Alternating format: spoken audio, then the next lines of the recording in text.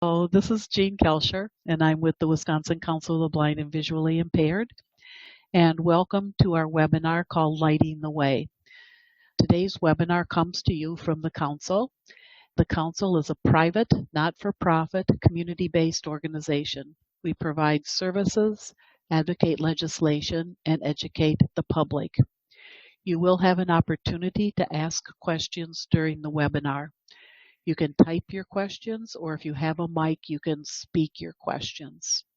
If you need to leave before the end of the webinar, simply close your web browser or go to the File menu and down to Exit.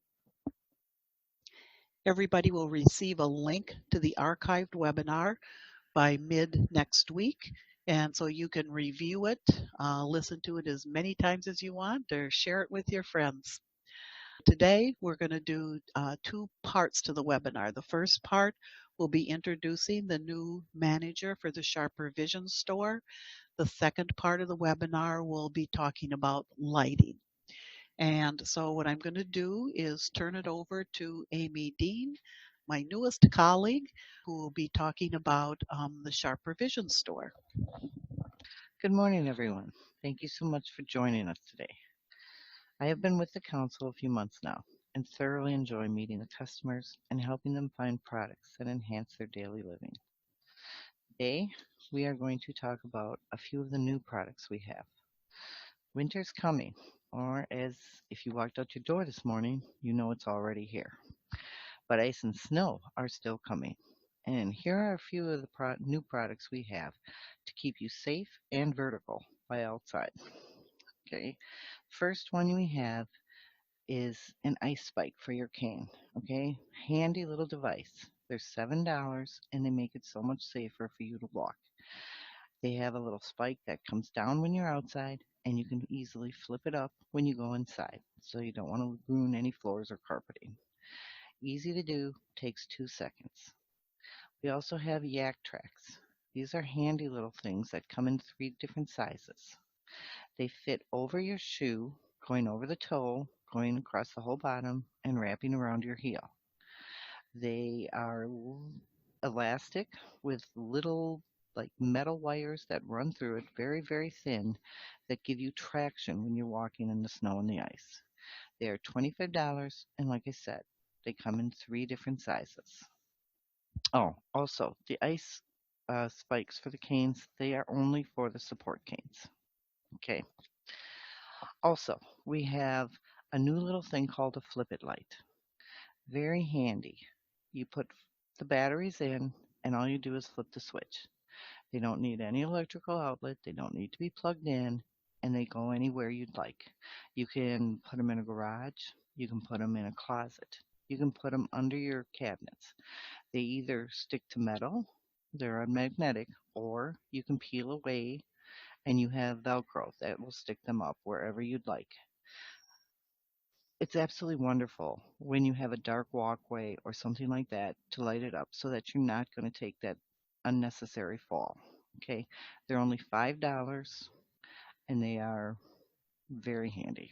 The one picture is of the light itself. You can see it's got a handy on and off switch. And the second picture is how bright it is, which I will warn you, they are very, very bright. You might not want to look directly at it when you turn it on. Okay. Then we have our atomic watches. At this time, we offer 3 different ones. They have different bands, and they're all a little bit different, but they all keep watch atomically. That means no more having to worry about changing your watches when the time changes. This will do it automatically for you in the middle of the night, around 2 o'clock. It'll hook up with the satellite, and it'll do it all for you. That way, if you're traveling, a lot of you like to go down to Florida for the winter, this will change automatically for you. No more worrying about finding a little paper clip or a pen point or getting someone to change it for you. It'll all be taken care of. They have 3 different bands, 3 different price points. The first one, the all black one, is $60. The second one is $55, and the third one with the talking button on the front is $36. Love for you to stop in and try them. Definitely the best, newest way to go.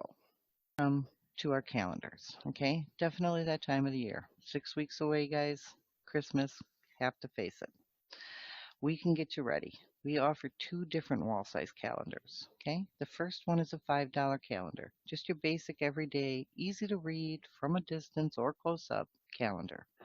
$5, get you through. Our second one, a little better, 14.50. It gives you room to write your dates, your doctor's appointments, your birthdays, whatever you need to keep track of. Okay, both are in stock in the store for 2019. Okay. Then we come to our schedulers and planners. We have two different types this year. Okay, we have one that is got a lot of room. It's very spread out. Each day offers you a big wide area to write in. That one is $22. Then we have its partner next door. That's only $12.50. That one, once again, spread out enough for you to keep track of dates and anniversaries and doctor's appointments, but puts the whole month into 2 days. Okay?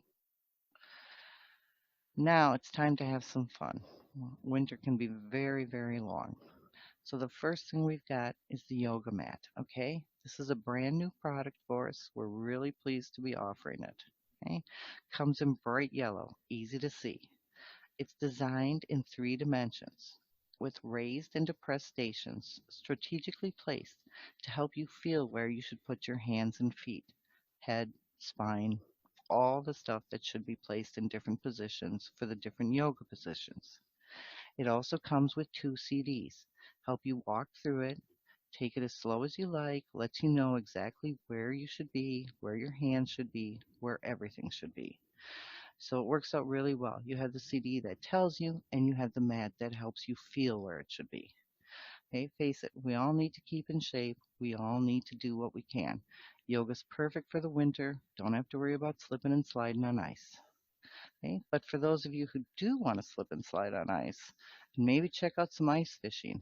We have the perfect thing for you this season. It's called the knotter, and it's for tying knots. Takes 2 seconds, and you've got perfect knots. Okay, it's only $6. Fits in your pocket. Super easy to take along, and trust me, it takes a lot of the time and the stress out of having to do it, especially when your hands are freezing and you'd like to keep your gloves on as long as you can.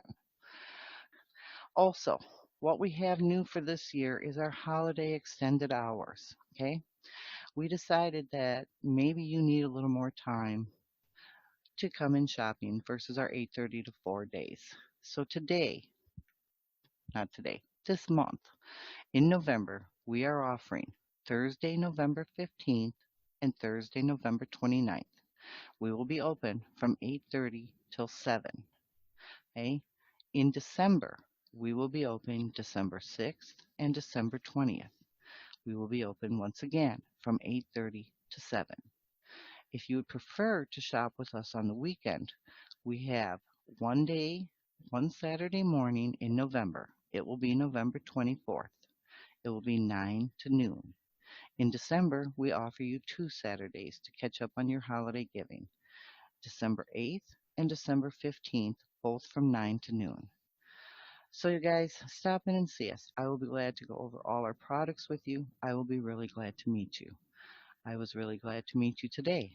You have a wonderful day, and thank you so much. We will have a new catalog, hopefully, next spring. Currently, that's being revised, so we do not have copies of our older catalog. Okay, so next we're going to talk about lighting. And we have 3 speakers who are going to say a few words about lighting. Amy Worf is our certified low vision specialist here at the council. Brent Perzentka is a vision rehabilitation therapy intern this semester at the council. And some of you who have been with the council for a while might remember that Brent used to be the store manager, and he's changing hats come the first of the year.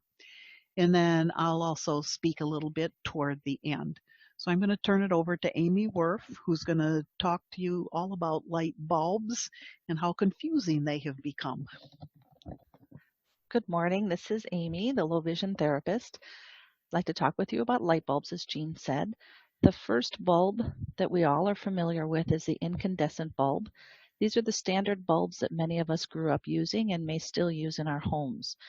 But in 2007, Congress passed the Energy Independence and Security Act, requiring new energy efficient standards for basic light bulbs. All standard incandescent bulbs are being phased out and will no longer be produced. Standard incandescent bulbs will still be available to purchase while supplies last, so that's why you can still find some in the stores. Many specialty incandescent bulbs, such as chandelier bulbs, will remain available.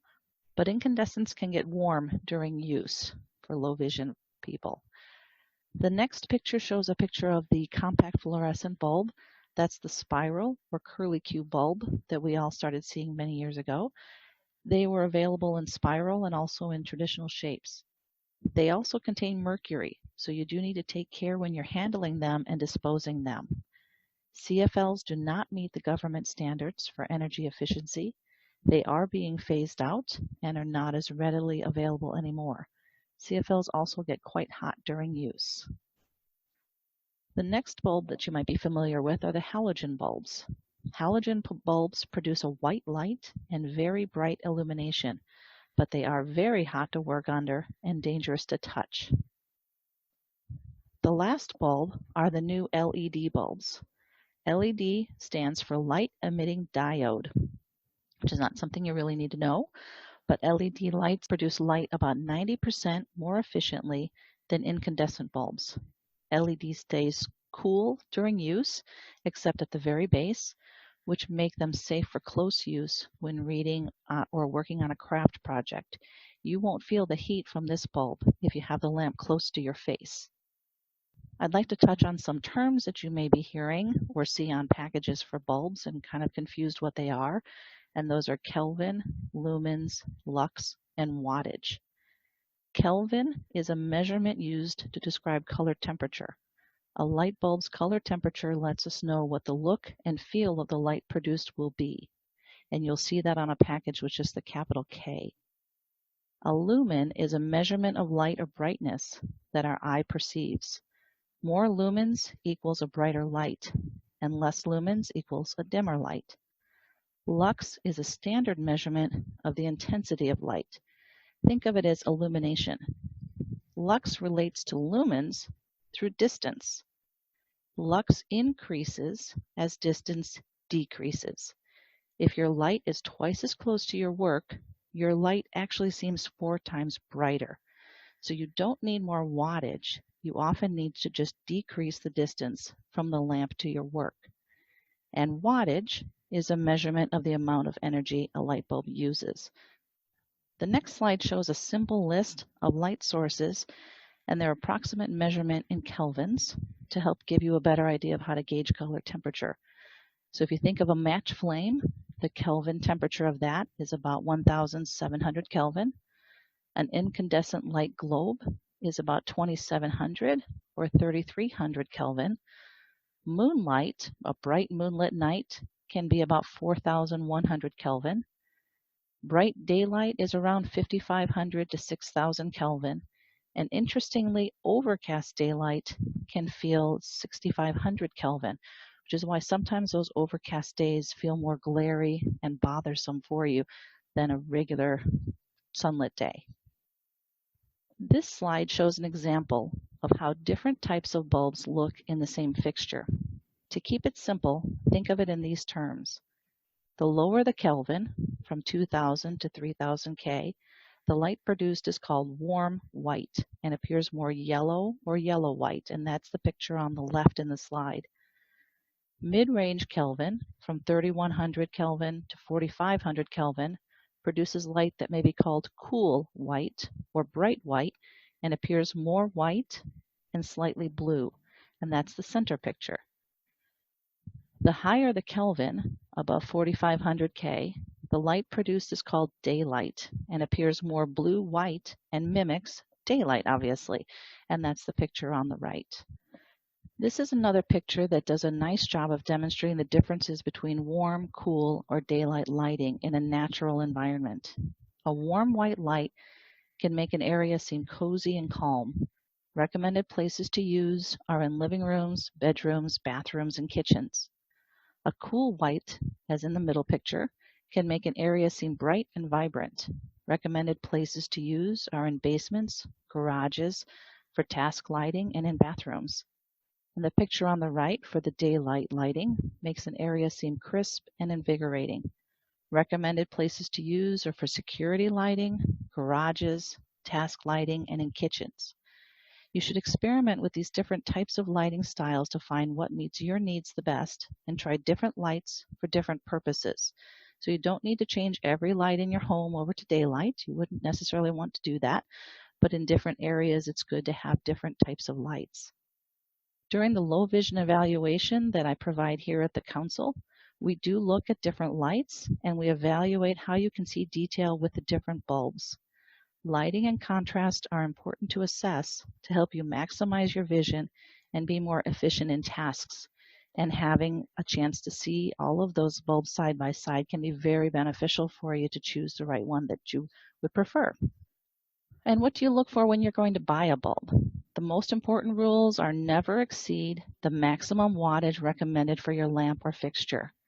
A safe tip from an electrician is always read the bulb package for the wattage and the recommended areas of use. Those packages will give you a tremendous amount of information if you can figure out how to read them. Also, make sure the package states that you can use the bulb where you intend to use it. Is it safe to use in canned lighting that many of us have, especially in basements? Is it safe to use with a dimmer switch? Is it safe to use in an enclosed fixture? Or is it safe to use in an outdoor fixture such as a porch light or on a patio? This next picture does show a picture of what the package on a bulb looks like and how confusing it can be. They can be complex and difficult to read. There's a lot of information on there, a lot of words we're not used to seeing, and a lot of things we have to try to educate ourselves about. But as you get used to the package and what it says, you can start to understand what you need to look for. I will warn you, you may need a magnifier to read them though, because these packages are small and what you're looking for is often in tiny little print. With all the choices of light bulbs out there, knowing the correct wattage to buy can be confusing. This chart can be helpful to understand what to look for. For instance, if your lamp has a sticker that recommends using a 60-watt bulb, the equivalent LED bulb would be 8 to 12 watts. This will be written on the package as well to help you understand the relationship from our incandescents that we're used to the LED wattage. An 8 to 12 watt LED is about 800 lumens, which is on the lower end of brightness. However, if you purchase an 8 to 12 watt daylight LED, the color temperature is higher and the bulb may seem to be brighter. Once again, it's important to experiment with lower and higher Kelvin temperature bulbs, warm white, cool white, daylight, and some packages will talk about reveal, that are appropriate wattage range for your lamps. Don't be afraid to try these things out. And the next couple pictures just show you some packages of bulbs that you would see in the store. So as you look at them, the one on the left is a 60-watt compact fluorescent, and it does say soft white at the right side of that package. And you can see that curly Q or spiral shape. The package on the right is an LED bulb, and it's 60-watt replacement using only 9 watts. So it's pretty clear on this one, and this is called a warm white bulb.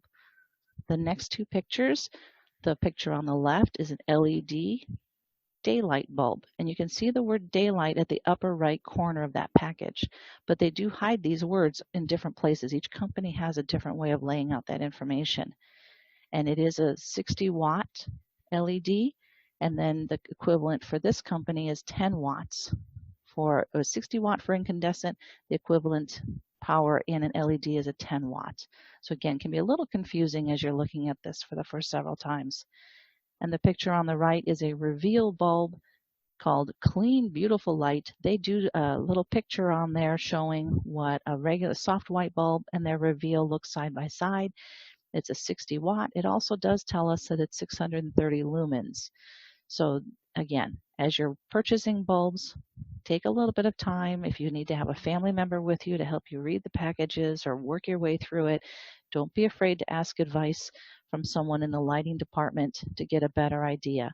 And some stores do have bulbs side by side already lit up, so you can start to see the difference at the store of what one bulb to the other looks like. So hopefully I haven't muddied the waters even more. It's a confusing time with light bulbs, but there's some wonderful choices out there for all of us. Thank you for your time. We'll open it up for a few questions that people might have for Amy. I'm going to ask her a few to get it started. One is just the current general cost of these. Like Amy, you recommended that people just try out different bulbs, and it used to be that LED bulbs were $8 or $10 per bulb. So if you could address that sort of cost issue, and then maybe about how to try out some of the different bulbs, then whether or not they're coming in dimmables or three ways that many of our lamps take.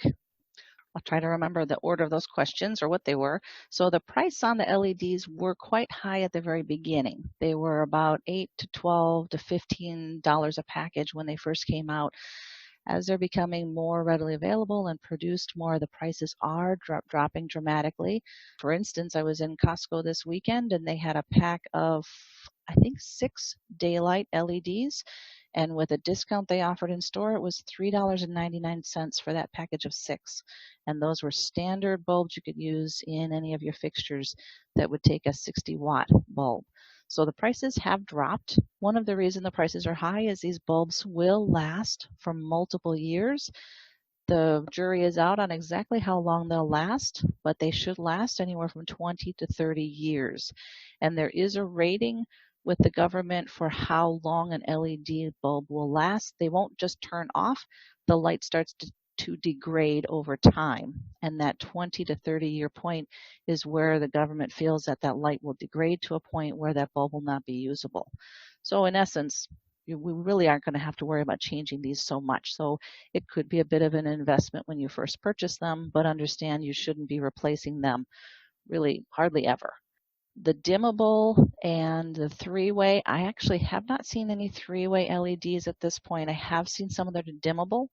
And again, the styles are changing in LEDs. They're also coming in the tiny little, where you screw it into the fixture. Some of the smaller bulbs will fit in there. They've got the standard size bulbs. I've gotten them in the globes for a bathroom, as well as just for a regular lamp. So as they're developing, they are getting more flexibility and capability. But again, I'm not convinced about the three-way with those. And LEDs, I believe, too, when they first came out, one of the biggest complaints was that they didn't get light fast enough. You turn them on and it felt like they had to warm up for a while. That's changed. You turn them on now and they're as bright as they're going to get, which is really nice and bright. So it's an instant on. There's more choice for sockets with the LEDs. I think an important point that Amy made that we also see in our magnifiers that have LED lights, that over time that the lights are not as bright as they were when we first got them. And so even with new batteries, they still not be as bright as they were at one point. One question was about how people can kind of go about figuring this out in their own homes. So obviously, if you're in the Madison area, you can always come to the council and take a look at the different types of bulbs side to side. At the stores, at Menards, and I believe Home Depot, they have setups of the bulbs next to each other, and actually a couple of Ace Hardwares I've seen also where they have a little light box built around each bulb, so you can start to see that difference between them. So that's important to be able to get your eyes on those bulbs and see what it looks like. So again, if you don't want to invest a lot of money, maybe just buy one daylight bulb for one fixture in your house and try it and see what you think about it. Buy one. Most of us have the cool white or the soft white bulbs already, which have more of a yellow cast to them. So just trying a reveal or a daylight bulb in one or two fixtures, then you're not putting a lot of money out. You're not making a big investment before you make those big decisions. And if the family's interested too, you can buy a multi-pack and kind of share them around and see what everyone thinks. None of us appreciates how much lighting can help us until we have really good light. So once you know what good light can do to help you to see more efficiently, you're going to want good light everywhere you go. But we all just deal with what we have and don't think there's anything different. So that's why I've always encouraged people to experiment, try different lamps, try different bulbs. You'll be surprised at how much better you'll be able to do tasks with good lighting.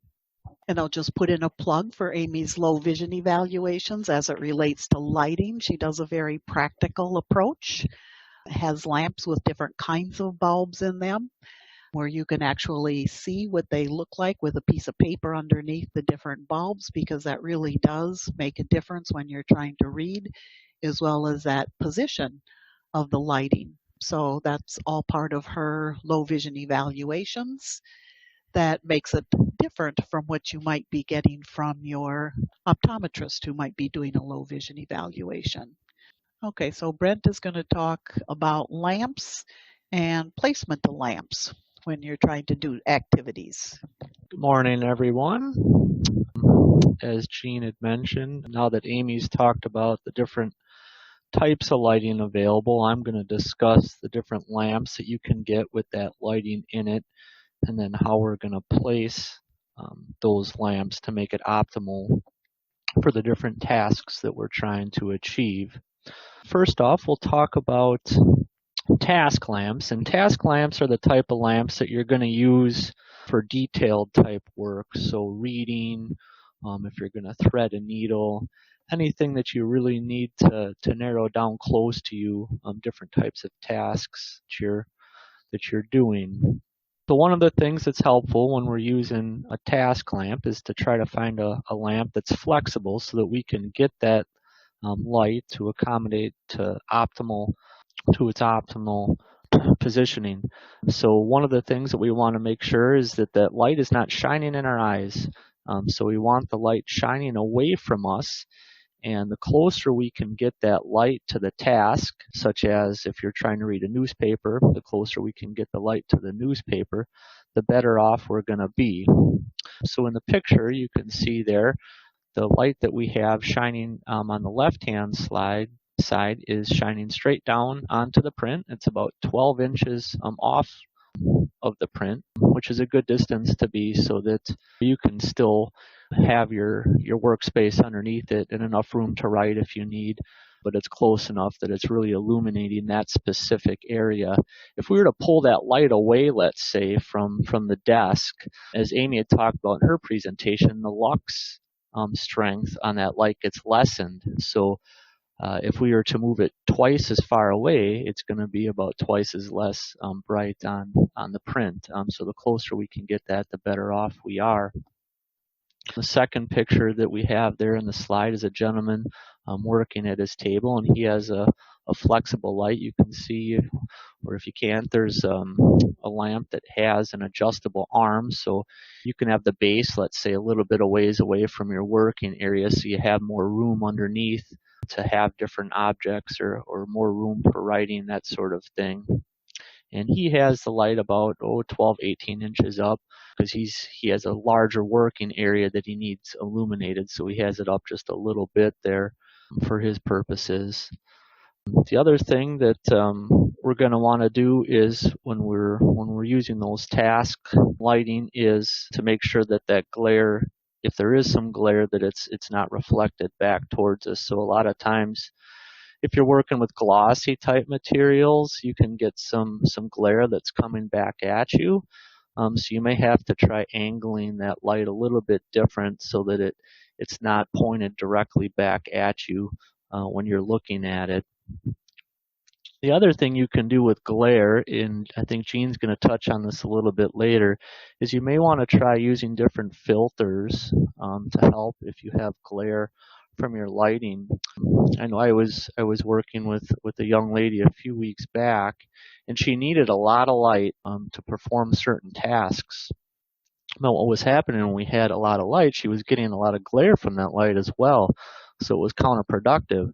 But we were able to find a right color filter for her to block that glare out, but keeping the bright light still intact, and then she was able to perform her tasks much easier. So that's also something that may be beneficial for some people.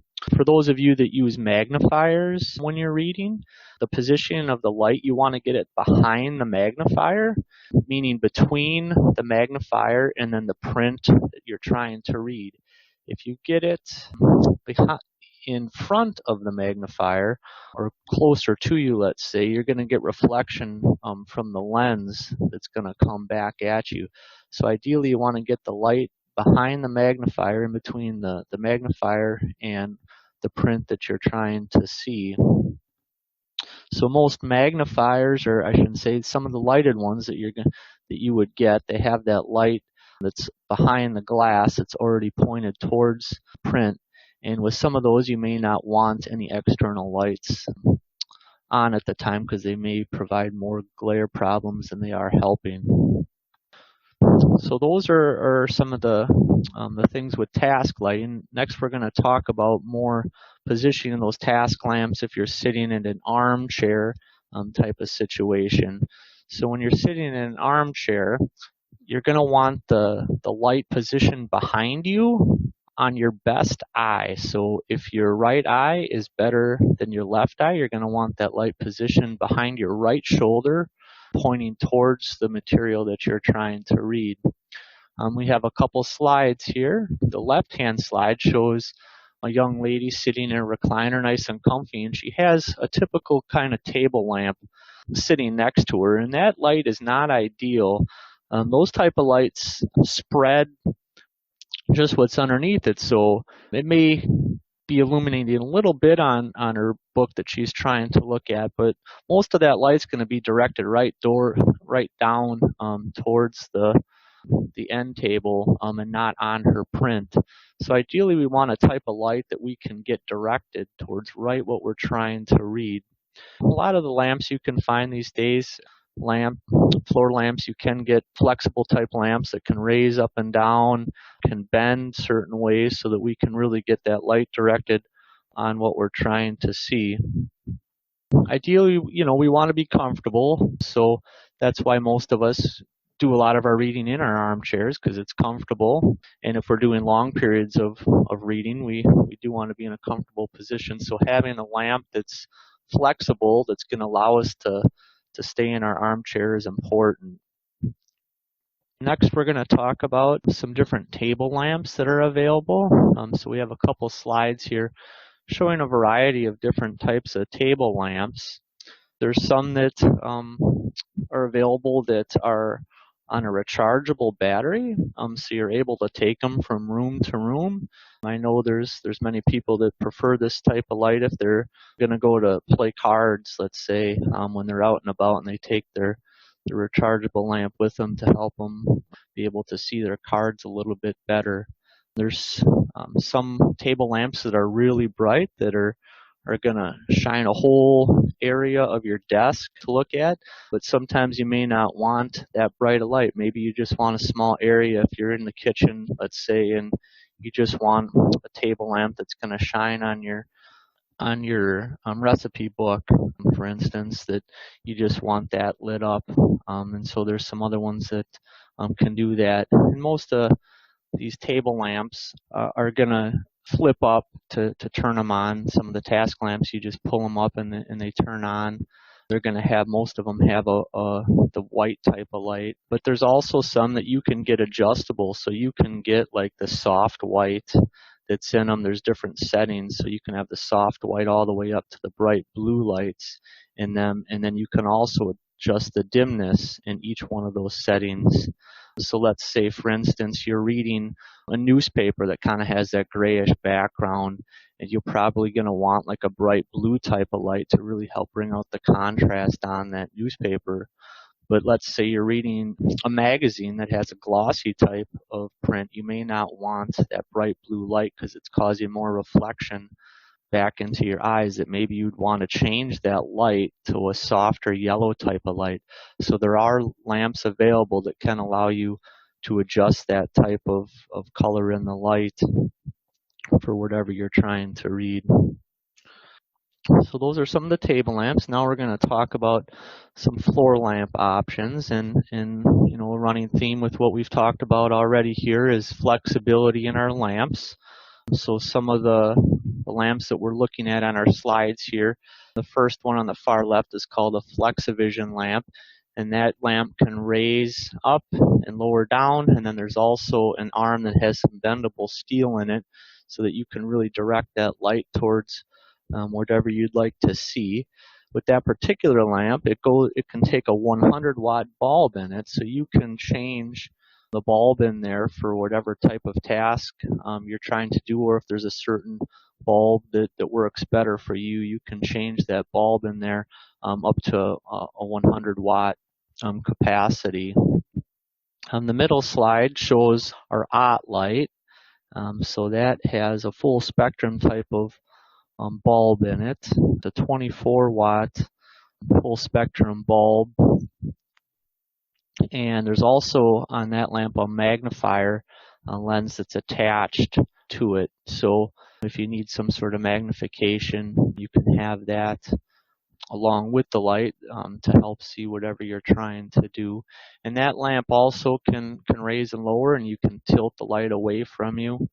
It spreads the light out a little bit more than the Flexivision lamp does, so it might illuminate a wider area. And then the last slide on the far right we're looking at, that's our giraffe lamp. And that lamp is probably the most flexible type of lamp that we carry. You can get either a caster base for it or a pedestal base. The caster base is nice if you're going to be taking that lamp from room to room.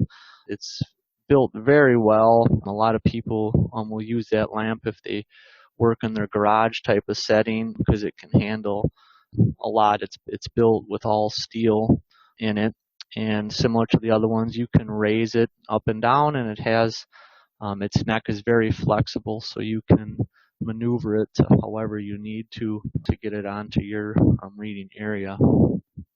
The last thing I'm going to talk about here today is book stands.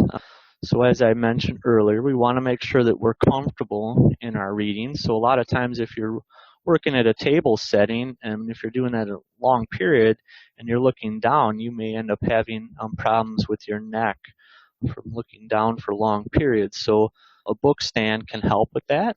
There's different types of book stands you can get, some smaller, some bigger, some that are more portable that you can take with you places. But ideally we want to get an angle that's going to be comfortable for our neck for viewing. You can also get lap desks. So if you are reading in your armchair, like a lot of us like to do, a lap desk might be helpful so that you don't have to hold that your reading material the whole time, that you can set that down on your lap and then angle it so that you don't have to, so that it's comfortable for your neck. Some people that do require magnification, the reading desks or reading stands can also help get correct angles. The picture that we have on our slide on the right shows my colleague Amy Werf using her magnifier to look at the print material, and everything is lined up correctly so that her neck is straight and the material's in front of her, and then the magnifier, and then her vision, so that there's not a lot of angles that she has to compensate for. So these are some strategies and some things to help hopefully you in any sort of daily tasks that you want to accomplish. And as we get older, the more light we're going to need, and that's just a part of aging. So hopefully we all can find the best lighting for our vision to continue to help us to do the things we want to do. So I have a question. Would the daylight be considered an all-purpose bulb for all-around use? And I hate to generalize, I guess, that. It's going to be specific for each individual and what kind of task you're trying to use. So I would suggest trying out the different bulbs for the different types of tasks that you're doing. But it may be that the daylight would be a good all-around bulb for you. But I would suggest trying the different lights for the different types of things that you're doing. But it may work for you that a daylight is because it is, like the name says, a daylight bulb. So it's supposed to be similar to what you would get out in the sunshine. Okay, so we're going to go back a few slides here to look at the different task lamps that were pictured, and I'll go through each one to tell you what what each lamp is. Okay, here we go.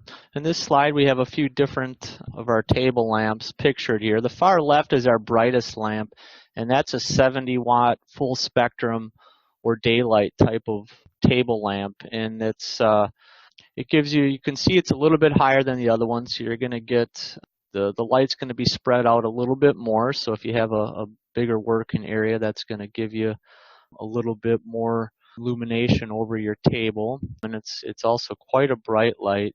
That light is also dimmable. For reading a newspaper, you want it bright, but for some other tasks you need to dim it down, you're able to do that with that particular lamp. We also have that 70-watt full spectrum daylight in a floor lamp version as well. The next lamp next to it is our full spectrum task lamp. That also has the daylight, the blue light, I should say, light bulb in it. It's a 13 watt, so not as bright, more of just a little handy lamp that you can use to illuminate a smaller area, like your cookbook in the kitchen or just a smaller area that you'd be working in. The one next to that is the rechargeable lamp that's available. Again, that one has LED lights in them. The advantage of that one is that it's very flexible. It folds up. It's very lightweight, so you could fit it in a bag, or even if you have a large purse, you can almost fit it in there. But it's nice because you can take it with you if you need places. The one next to that is our rechargeable task lamp, and that one has LED lights in it. So it's similar to the second task lamp that we had talked about as far as illuminating just kind of a smaller area, but it has LED lights in it instead of the full spectrum bulb. And then the last table lamp that we have on the far right there, that's the smart lamp that we carry. So that's the lamp I was describing, that you can change the different colors of the light. So you could have the bright blue light if you want, or you could have the soft yellow light in there. And then you can also dim each one of those lights. There's also a medium. So there's a bright blue, a soft yellow, and there's also the middle range in there too. And with each of those, you can dim it 3 different brightnesses. So essentially there's 9 different types of lights settings you could have in that lamp. I'm going to pass the mic back to Jean here. And I'm going to talk a little bit about controlling light, since that's often a big challenge for people with low vision, is that once you get the light and find the light you want, then figuring out how to make it work the best for you. And Brent started that conversation with talking about placement of task in relation to light. And one of the questions that often comes up is around blue light. And we get blue light from many different sources. So the sun is the biggest producer of blue light, but blue light also comes in fluorescent bulbs, LEDs, flat screen TVs, computer monitors, tablet screens, and our smartphones. So we get a lot of light. Our biggest source of blue light and the most damaging blue light is from the sun. The blue light does reach the retina, and it can cause a lot of eye strain, and it may also cause some damage to the retina.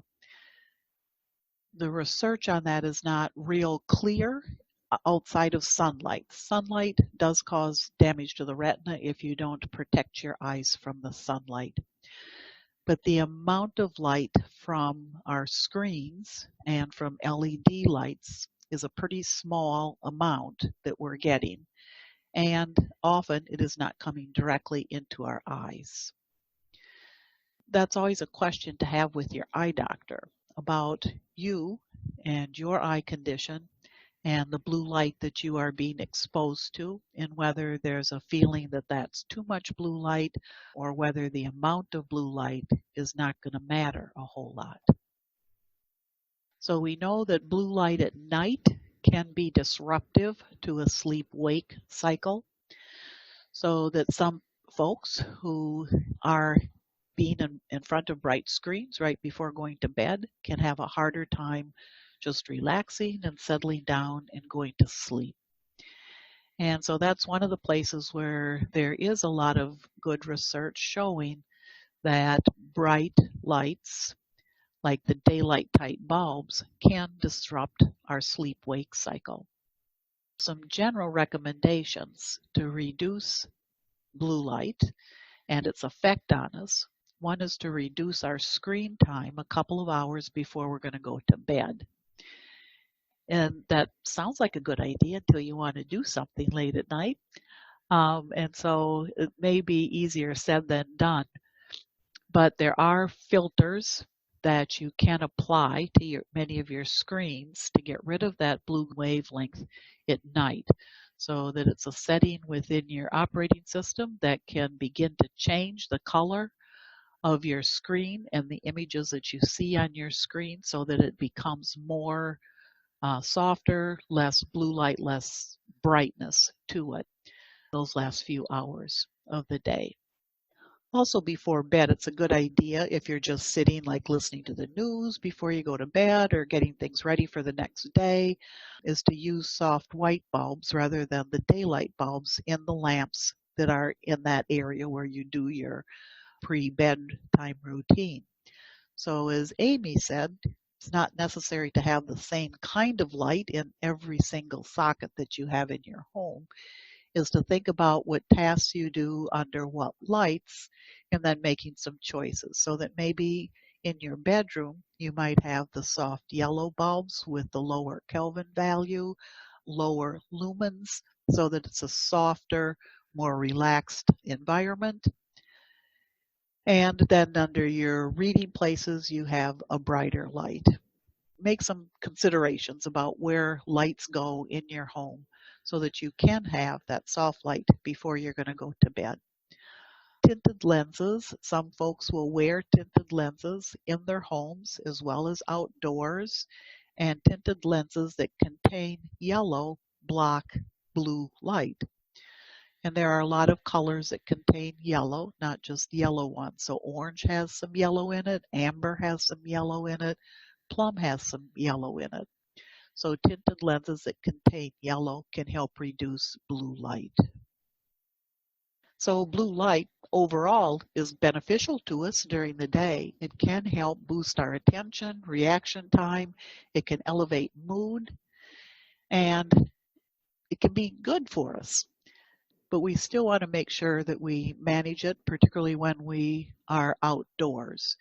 And so things like brimmed hats and filter lenses can be used. Our Sharper Vision store, we are working on having a display of different filter colors for people who have photosensitivity. So if you have an opportunity to stop in the store, hopefully that will be set up in the near future. So just to show a few brimmed hats there, doesn't matter, where the brim is, as long as you're getting it over your eyes to keep sun out of your eyes when you're outdoors. The nice thing about the hats that also have a brim in the back is that it also can protect your neck and the skin on your neck, which has nothing to do with your vision, but can help keep your skin a little bit more healthy as well. This is a picture of just some of the standard filter glasses. These are all fit overs. And so they are meant to fit over a standard pair of glasses. You'll notice that they all have side shields. And then across the top of the lenses, you also have a plastic covering so that sunlight cannot get in from the top or from the sides. And if you wear a lighter color indoors, you also then have that same protection from the top and from the sides of light getting in. It can make you feel more comfortable. If you don't have fit overs, there are some that just curve around your head that are a little bit more stylish, perhaps, for some folks. Filter lenses come in a number of different colors. The pictures here are showing the medium color in the 6 different main color ranges that are carried by Noir, N-O-I-R, which is the company that most of our filter lenses come from. On the top picture, there's yellow, orange, and plum are the 3 across the top. Plum is kind of a rose-colored. Across the bottom are the blue, green, and then the amber. And so one of the things when you're looking at filters is to make sure that you try the filter in the environment that you want to use it in, so that you can determine if enough light is coming in. So I mentioned that these are all in the medium tint range, meaning they're letting in about 50% of the light. It varies from color to color, but all of them come in a light color, and they all come in a darker color as well. The dark colors can block out all but about 4 to 5% of the light. You need to find the color that will work for you. Many people have more than one filter based on the activity or based on the amount of light that's occurring. So on a sunny day, they might choose to wear a different colored lens than on a cloudy day. So here at the council, when people come in, we just have them take some of the filters in a basket out into the parking lot and try them on and see which one's going to work. It's best not to try on filter glasses when under fluorescent lights. So always try to do it under natural lights or in the environment, like in your home environment where you might be using them. So that's just a little thumbnail about some of the different colors that you could have for filters. There's lots of different colors. There's also different frames that you can get to best fit your needs and your style. Feel free to contact us if questions do come up. We will be sending out the archive link along with a copy of the slides so that you can review any of the information. I'd like to thank you all for spending an hour with us this morning. Feel free to come in, visit with us, come for a low vision evaluation, see what new stuff we have available in the store. We'll be doing some more webinars next spring. So have a good holiday season and a good afternoon. Thank you.